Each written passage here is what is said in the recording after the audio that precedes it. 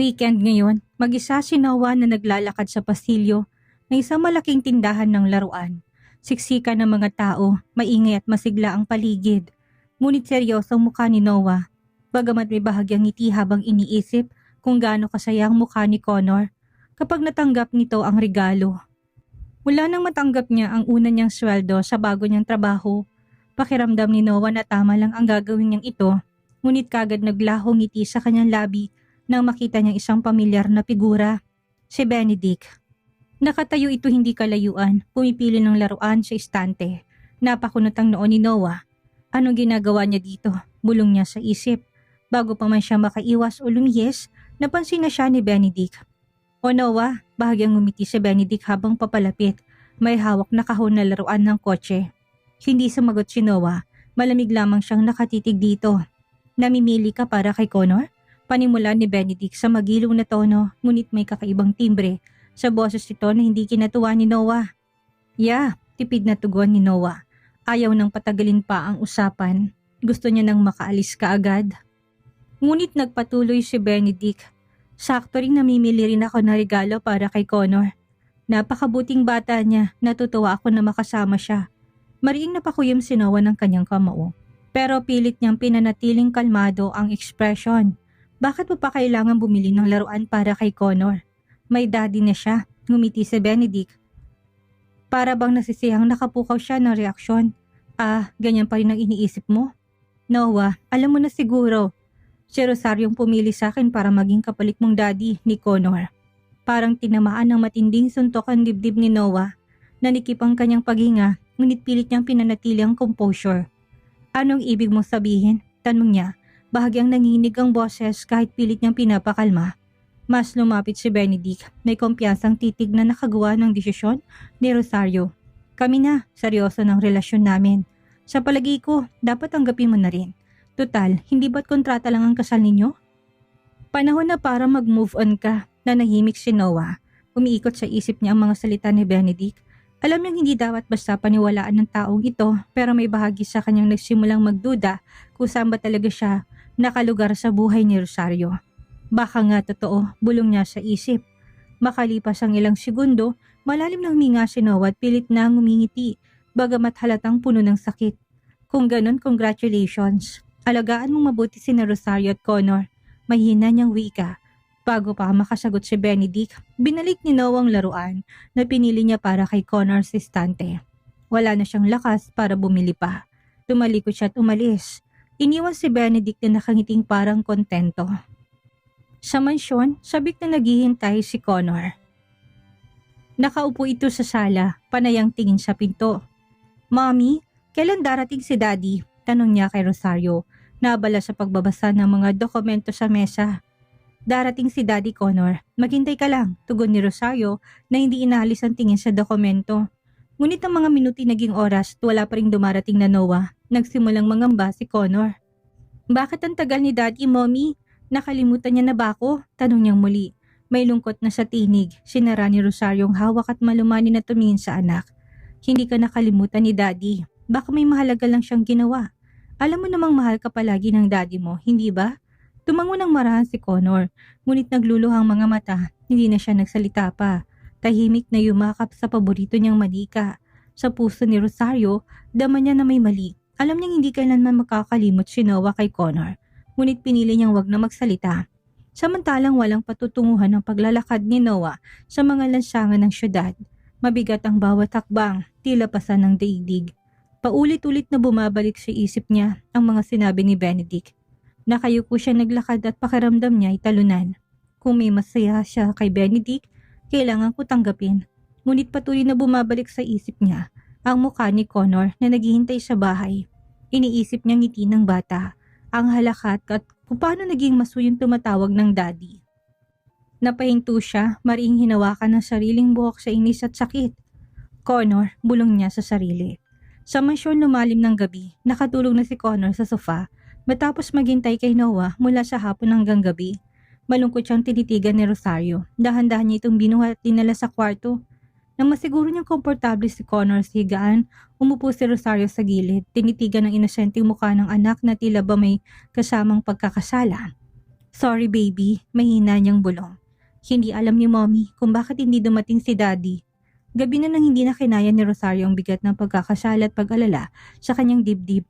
Kinuha niyang phone at hinanap ang pangalan ni Noah sa listahan ng mga kontak. Sandali siyang nag-alinlangan bago tuluyang pinindot ang call button. Sa kabilang dulo nanginig ang cellphone ni Noah. Sa maliit na mesa sa kanyang apartment. Nakayuko siya, nakatitig sa sahig na parang walang iniisip. Sa katahimikan ng malingaw-ngawang tunog ng cellphone, dahilan para mapatingala siya na makitang pangalan ni Rosario sa screen para bang muling hiniwang puso niya. Ngunit hindi niya gustong harapin ang pag-uusap na iyon. Matapos ang tumunog ng ilang segundo, dinampot ni Noah ang telepono at malamig na sinagot. Bakit? Ni walang emosyon ng kanyang tinig. Pinilit ni Rosario na wag ipakita ang pagkainis, ngunit lumabas pa rin ang inis at pagkadismaya sa boses niya. Noah, bakit hindi ka dumating? Buong araw ka hinintay ni Connor, nakatulog siyang yakap ang manika dahil sa sobrang pagkadismaya. Tahimik si Noah sandali, nilunok ang mapait na pakiramdam sa lalamunan. Busy ako, tipid niyang tugon at bago pa makasagot si Rosario, binaba na niyang tawag. Nakatitig si Rosario sa phone ng may inis at pagtataka. Ano bang nangyari kay Noah? Bakit bigla siya nagkakaganito? Ngunit bago pa siya makapag-isip, tumunog ang doorbell. Agad siyang napatayo at laking gulat. Nang pagbukas ng pinto'y si Noah ang bumungad. Walang salitang binitawan, dumiretso si Noah sa masyon, papunta sa kwarto ni Connor. Mabibilis at buwang kanyang hakbang, dahan-dahan niyang binuksan ang pinto. Mahimbing na natutulog si Connor. Payapa sa ilalim ng kumot, lumuhod si Noah sa gilid ng kama. Marahang hinaplos ang buhok ng anak. Connor, bulong ni Noah. Puno ng pagsisisi ang tinig. Nandito na si Daddy. Kumarap si Connor, bahagyang minulat ang mga mata. Ngunit nang makita ang mukha ng ama, agad na sumiloy ang malaking ngiti. Daddy! Tawag niya sa mahina, ngunit masayang tinig, sabay yakap sa leeg nito. Mahigpit siyang niyakap ni Noah, pinipigil ang mga luhang gustong kumawala. Sorry Connor, hindi dumating si Daddy kanina. Busy si Daddy. Pero hindi yun dahilan. Nangako si Daddy, hindi nakatapaghihintayin pa. Inosenteng tumingin si Connor sa mukha ng ama. Busy si Daddy sa trabaho, hindi ba? Okay lang, naintindihan ni Connor, tugon niya na may ngiti. Lalo pang nagpasakit sa puso ni Noah. Napakabata pa ngunit marunong ng umunawa, samantalang siya, paulit-ulit na nagbibigay ng pagkadismaya. Mahal na mahal ka ni Daddy, bulong ni Noah. Habang hinahalikan ng noon ng anak, alam mo yan, hindi ba? Tumango si Connor. Mahal din ni Connor si Daddy. Sa labas ng kwarto nakatayo si Rosario, pinakikinggan ang bawat salitang lumalabas sa bibig ni Noah. May kung anong init at tapat na pagmamahal sa tinig nito para kay Connor na nagpaluha sa kanya. Agad niyang pinahid ang luhang hindi niya namalayang tumulo. Ngunit nanatiling magulo ang damdamin niya, guilty ngunit puno ng ego. Maya-maya kumatok si Rosario at pumasok.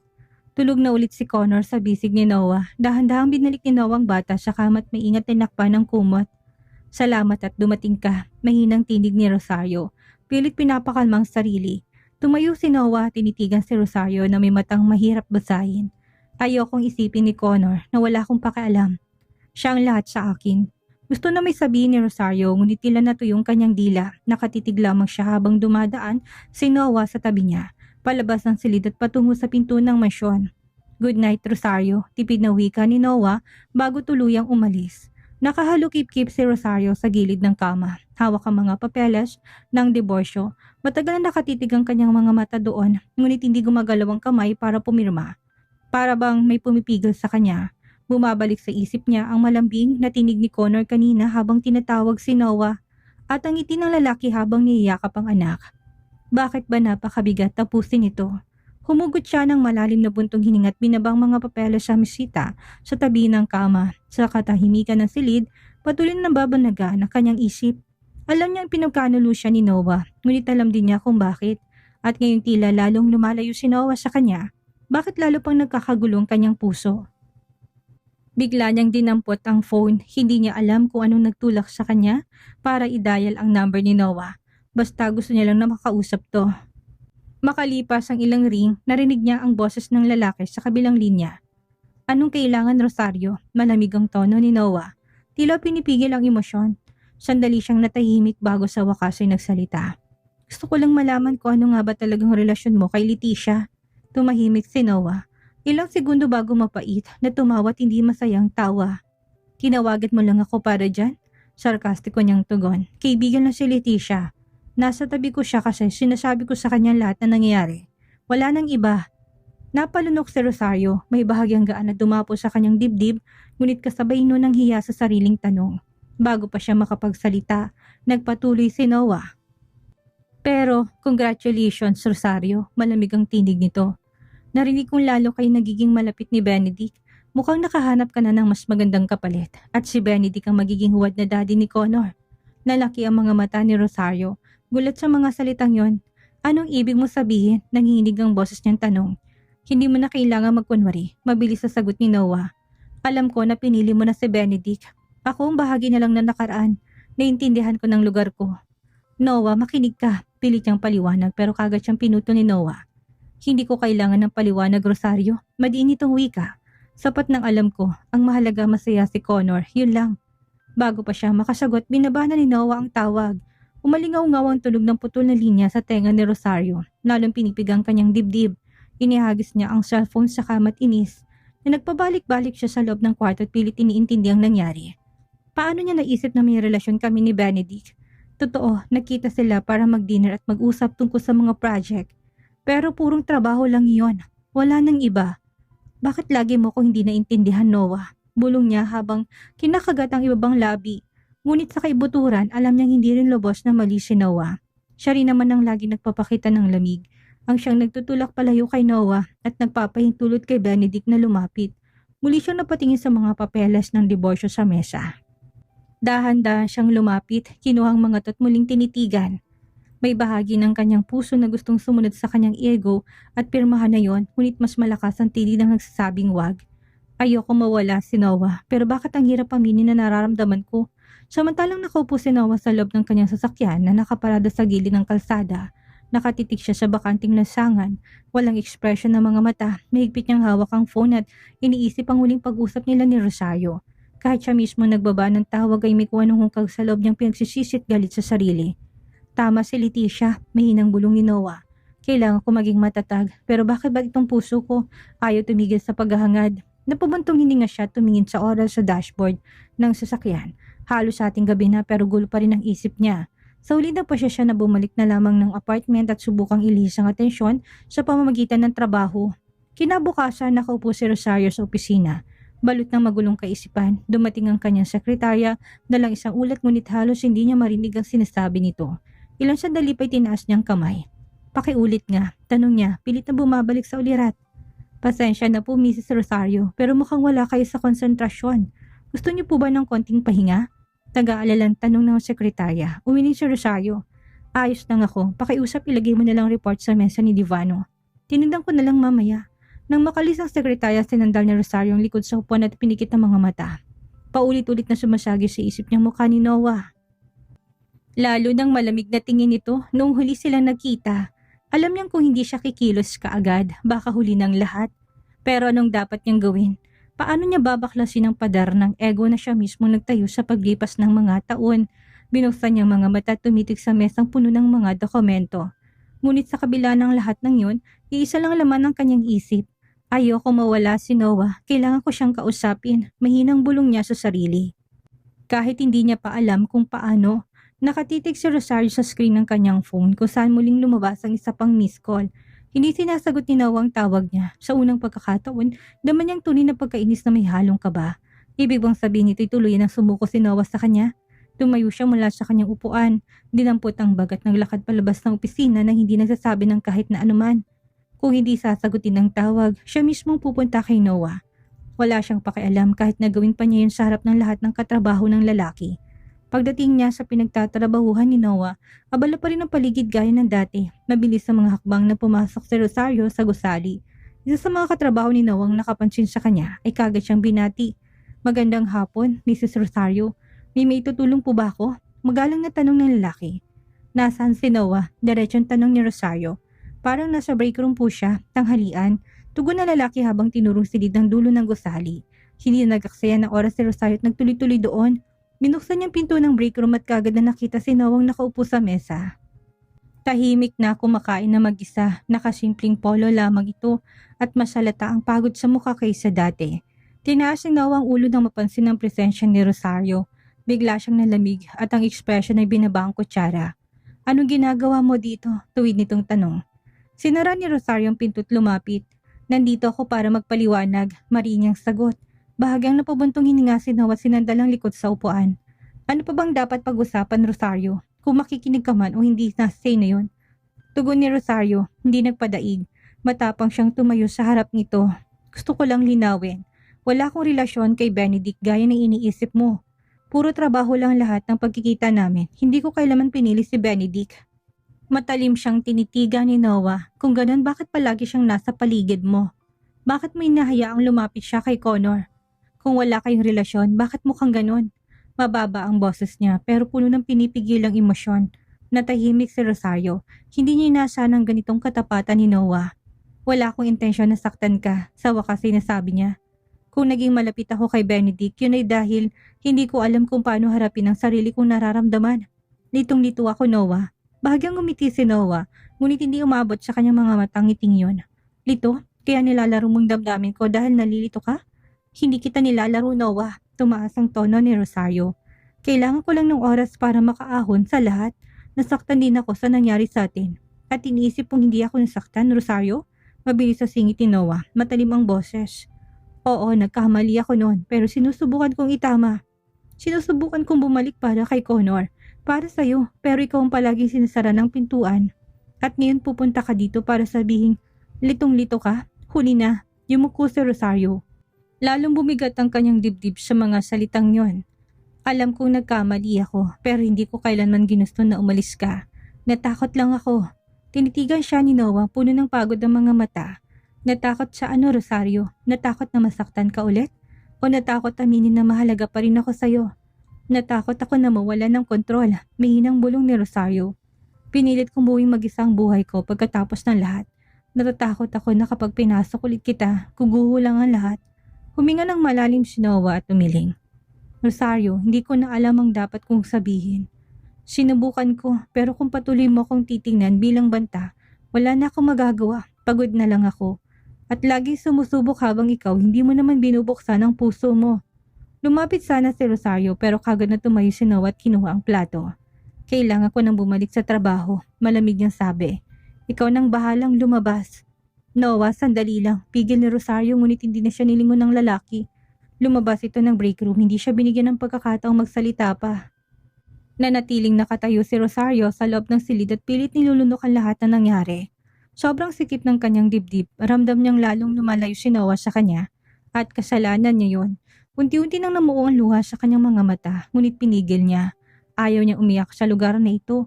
Pagkaalis si Noah sa break room, nanatiling nakatayo si Rosario. Saglit siyang tinulak ng kanyang kutob na habulin si Noah. Humingi ng tawad o kahit ipaliwanag ang mas malalim ng lahat. Ngunit pabuntong hininga siya at marahang umiling. Wala na nga lang, bulong niya sa sarili. Hindi ko na ipipilit pa. Kung ayaw niyang makinig, wala na akong magagawa. Lumabas siya dalang mabigat na dibdib, ngunit sa kanyang isipan nagsimula siyang gumawa ng bagong pasya. Mag-focus na lang sa kanyang karera at kay Connor. Sobrang na nakakapagod ang habulin pang lahat ng ito. Pagkatapos no, nagpasya si Rosario na umuwi sa masyon. Pagdating sa masyon, naupo si Rosario sa sala. Kasama si Connor na abalang sa paglalaro ng bago niyang laruan. Tumatawa si Connor habang nakatuon sa kanyang robot at napagaan nito ang bigat ng paligid. Mommy, tingnan mo ito. Nasiglang sigaw ni Connor habang pinapakitang robot na natapos niyang buuin. Wow, ang galing naman ng anak ni Mommy. Puring ni Rosario na may ngiti. Marahan niyang hinaplos ang ulo ng anak. Si Daddy bumili nito para sa akin, sabi ni Connor na puno ng pagmamalaki. Saka nagtanong, pero bakit hindi na naglalaro si Daddy dito sa bahay, Mommy? Natahimik si Rosario. Pinilit niyang mag-isip ng kasagutan hindi masyadong masakit para kay Connor. Busy lang si Daddy, anak. May ingat niyang sagot pero mahal ka pa rin niya. Tumango si Connor ngunit baka siya mukhang pangungulila. Gusto ko si Daddy nandito palagi gaya ng dati. Mahinang ngumiti si Rosario sa kaniyakap ng mahigpit ang anak. Makikita mo pa rin si Daddy. Sisiguraduhin ni Mommy na hindi ka mawawala ng Daddy. Alas 9 ng gabi matapos makatulog si Connor, naupo si Rosario sa kanyang pisina humarap sa laptop. Nilubog niya sarili sa tambak ng mga dokumento. Paulit-ulit siyang huminto para himasayang sentido. Sinusubukang kalimutan ang huling pag-usap nila. Mag-focus ka, Rosario. May kumpanya kang aalagaan. Bulong niya sa sarili. Ngunit ano man ang gagawin niya, bumabalik at bumabalik sa isip niya kay Noah. Ang malamig na titig nito, ang tinig na puno ng sugat, paulit-ulit na naglalaro sa kanyang gunita. Bakit hindi ko siya mapatigil isipin? May hinang-usan niya na puno ng pagkadismaya. Umiling siya at sinubukang ibalik ang atensyon sa screen. Ngunit biglang nagliwanag ang cellphone niya. Mensahe yun mula kay Benedict. Rosario, kumusta ang meeting? Kung may revision sa dokumento, maaari nating pag-usapan bukas na umaga. Mabilis siyang nag-type ng sagot. Maayos naman, Benedict. Bukas na natin pag-usapan. Salamat. Sinara niya ang telepono at napabuntong hininga ng malalim. Lagi namang nandyan si Benedict. Laging sumusuporta, ngunit alam niya sa kaibuturan ng puso niya, hindi ito kailaman na puna ng puwang na iniwan ni Noah. Samantalang sa ibang lugar, nakaupo si Noah sa kanyang apartment at nakatitig sa screen ng kanyang phone. Kitang-kita pa rin ang pangalan ni Rosario bilang huling kontak. Gusto niyang tumawag, ngunit may pumipigil sa kanya. Bakit? Bulong ni Noah habang nilapag ang telepono sa mesa. Klaro naman na hindi niya ako kailangan, ngunit kagad na maalala niyang mukha ni Connor, muling bumigat ang kanyang konsensya. Alam niyang hindi patas para sa anak ang lumayo siya kay Rosario. Ngunit sa kabilang banda ang manatiling malapit sa kanya mas lalo lamang siyang masasaktan. Bumalik sa isip niya ang kanilang huling tagpo sa break room ng opisina. Anong masalitang puno ng pagkalito mula kay Rosario nagdulot ng alinlangan? Totoo bang wala na talagang pakialam si Rosario? Baka hindi niya lang alam kung paano ipahayag ang kanyang damdamin. Hindi na ito pwede, mahina niyang wika. Kailangan kong mag-focus kay Connor, siya lang ang mahalaga ngayon. Kinabukasan sinimulan ni Rosario ang araw na may bagong sigla. Tiniyak niyang handa si Connor para sa eskwela at inutusan niyang yayang ihatid dito. Pagkatapos, dumiretso siya sa opisina. Pagdating doon, kagad siyang binalot ng sunod-sunod na meetings at papeles. Pinilit niyang isarang lahat ng puwang na maaring magbalik ng isip niya kay Noah. Ngunit sa gitna ng kanyang pagiging abala, may kumatok sa pinto ng kanyang opisina. Pasensya na po, ma'am, may package para sa inyo. Nakunot ang noon ni Rosario, wala naman siyang in-order. Kanino galing? Walang nakalagay na pangalan, ma'am. Pero para po talaga sa inyo. Kinuha ni Rosario ang package at may halong pagtataka. Pagbukas niya, tumambad ang isang maliit na libro na may sulat kamay sa unang pahina. Para kay Connor, mula kay Daddy. Nakatitig si Rosario sa libro at halo-halong emosyon. Siyang storybook yon at malinaw na may ingat na pinili ni Noah. Lalong naging mahirap pigilan ang kanyang damdamin. Kahit na gaano siya nagpakatatag at nag-focus sa kanyang karera. Lagi may paraan si Noah para hipuin ang puso niya sa mga simpleng bagay. Hindi niya namalayang hinawakan niya ng cellphone at gusto niyang tawagan si Noah. Ngunit siya'y nagatubili. Mas sobra ba akong naging matigas kay Noah? Mahinang bulong niya. Matagal siyang nakatitig sa libro. Bago tutuluyang sinarat nilapag sa mesa, alam niyang darating din ang araw na kailangan niyang harapin ang kanyang tunay na damdamin. Ngunit sa ngayon, pinili ang ibauna munang mga to. Ako si Rosario. Ako pa bang dapat na magmakaawa para bumalik siya sa akin? Bulong niya sa sarili.